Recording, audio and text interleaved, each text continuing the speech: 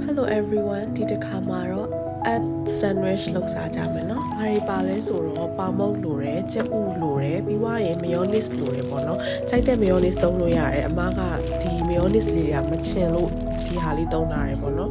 သလို့ဆယ်ကြက်ဥကိုပြုတ်ပါမယ်ဥကို10မိနစ်လောက်ပြုတ်ပြီးွားရင်တော့ခြေလိုက်ပါမယ်အဲ့လိုအစိတ်သေးလေးတွေရအောင်ဖြစ်အောင်အထိခြေလိုက်ပါမယ်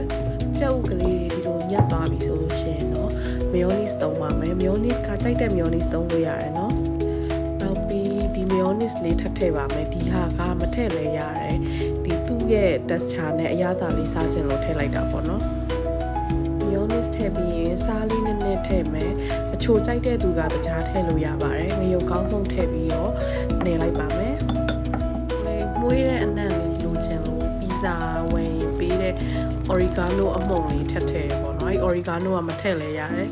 ပြီးရင်ပေါင်မုတ်ကိုအလဲကနေထချမ်းချမ်းလိုက်ပါမယ်ကြိုက်တဲ့ပေါင်မုတ်ကြိုက်တဲ့ပုံစံ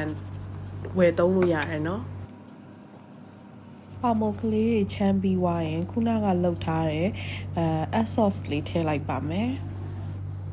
ဒါကကြက်ဥ sauce တွေထည့်ထားပြီးွားပါပြီအကုန်လုံးကိုပြီးရင်ဖျားဆုံးတော့ကပ်ဖို့တွက်ဖယ်ပြီးတော့စားဖို့ပြင်လိုက်ပါမယ်အားလုံးစားကြပါအောင်ရှင်အမှန်တကယ်တော့လေ